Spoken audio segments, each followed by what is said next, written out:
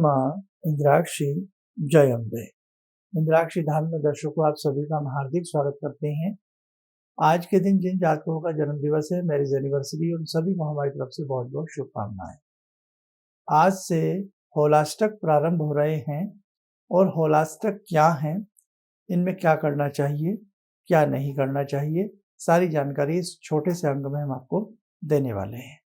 आइए पहले आज का हम पंचांग देखें।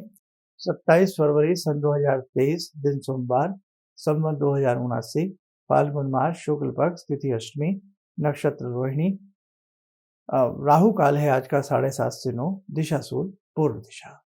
अब देखिए, आज है फाल्गुन मास की अष्टमी, है ना। अब आएगी इसके बाद पूर्णिमा। तो हर वर्ष फाल्गुन मास की अष्टमी से लेकर के पूर्णिमा तक जो ये 8 दिन होते हैं, ये होलाष्टक, अष्टक 8 दिन होलाष्टक कहलाते हैं।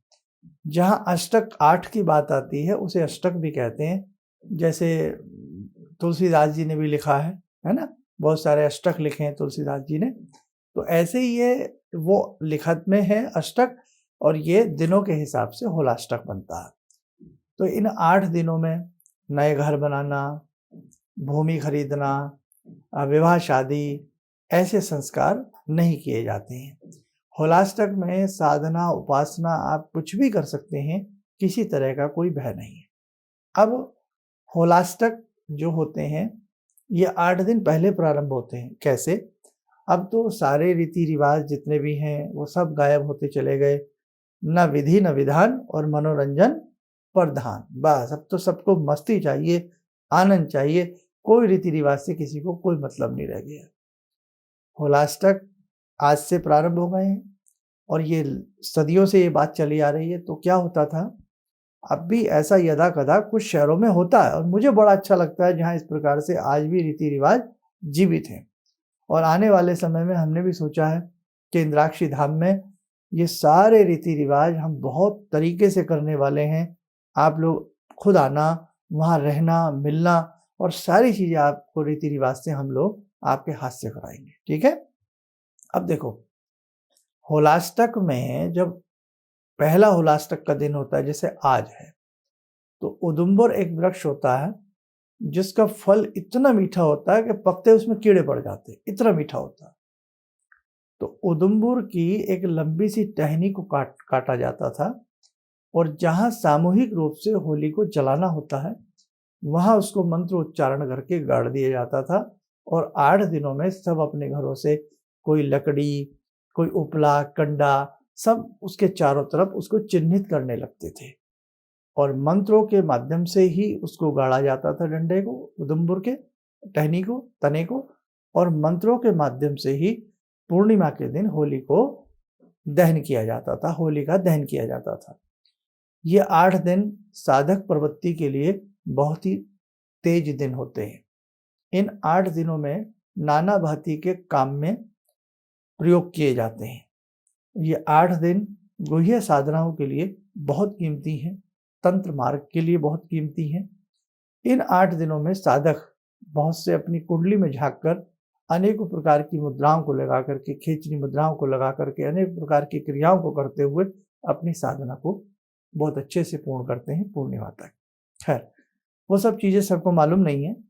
अब क्या है कि जैसे उदुम्बर का डंडा गाड़ा जाता था, अब उदुम्बर के वृक्ष मिलने कम हो गए हैं। अब अरंड का ले लिया जाता है, अरंडी हर जगह मिल जाती है, अरंडी का डंडा लगा दिया जाता है।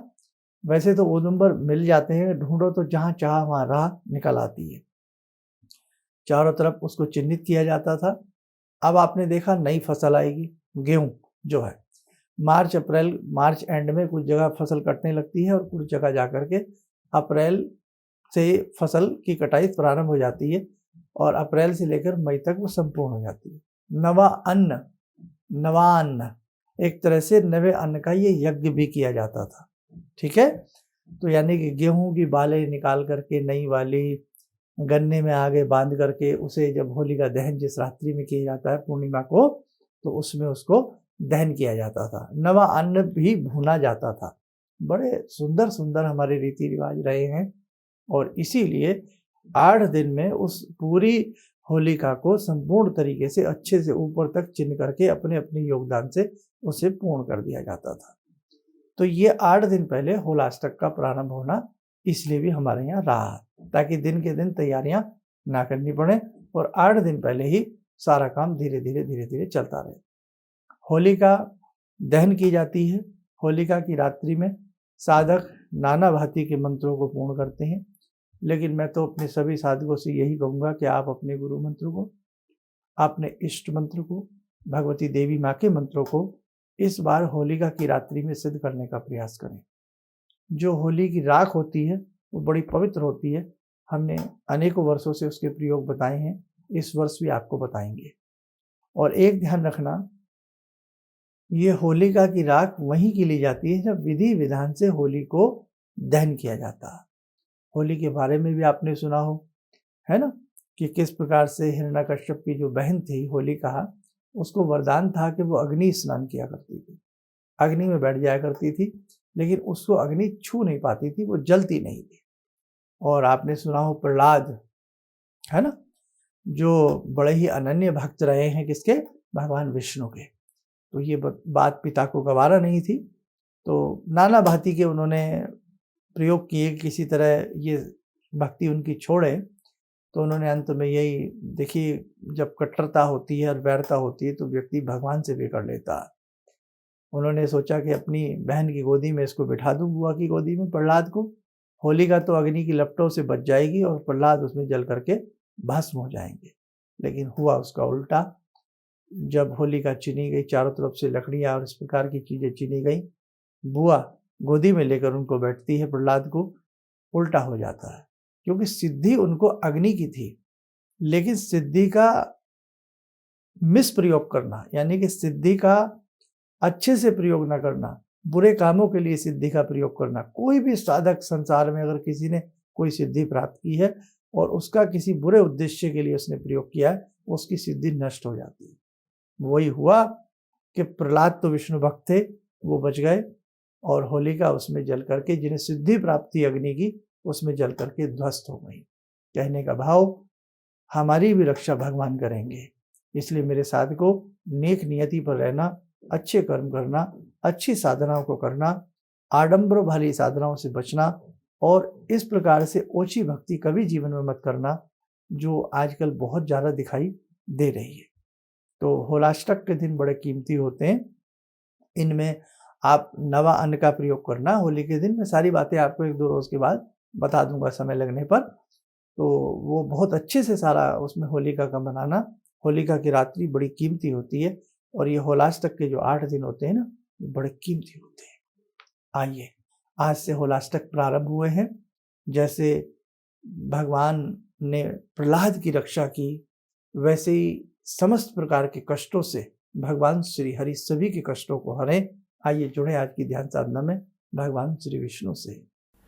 ओम करारविंदे न पदारविंदम मुखारविंदे विनिवेशयन्तम वटस्य पत्रस्य पुटे शयानं बालामुकुन्दं मनसा स्मरामि बालामुकुन्दं मनसा स्मरामि कस्तूरीतिलकं ललाटपटले वक्षस्थले कौस्तुभं नासाग्रे वरमौक्तिकं करतले वेणुकरे कङ्कणं सर्वाङ्गे हरिचन्दनं सुललितं कंठे च मुक्तावले गोपास्ति परिवेष्टितो विजयते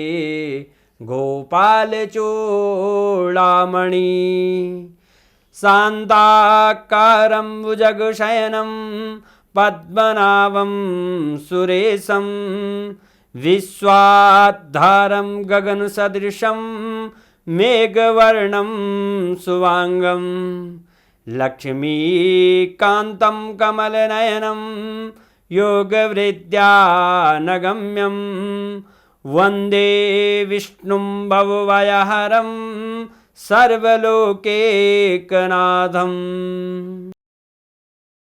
कवच बना लें, ध्यान करें, श्री हरि की कृपा समस्त साधकों के ऊपर, भक्तों के ऊपर बरस रही है।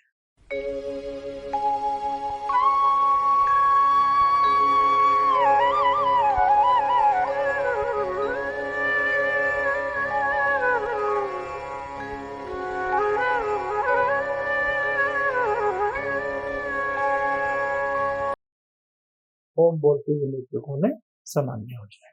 देखो साधकों, आज के लिए बस इतना ही, बाकी फिर अन्य चर्चाएं होली के ऊपर चलती रहेंगी। आप स्वस्थ रहें, सुखी रहें, इन्हीं शुभकामनाओं के साथ हम अपनी वाणी को विराम देते हैं। जय जय अम्बे। मेरा नाम श्रद्धा निखारे है और मेरी प्रॉब्लम थी कि मेरी शादी फिक्स नहीं हो रही थी। आपने कंगन का उपाय बताया था और मैंने वो उपाय किया भी और 15 दिन के अंदर मेरी शादी फिक्स हो गई।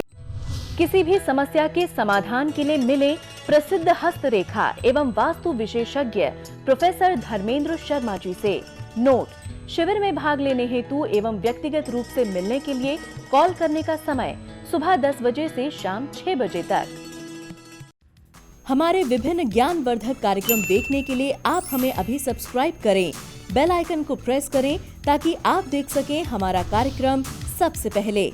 और अधिक जानकारी के लिए फेसबुक पेज को लाइक करना न भूलें।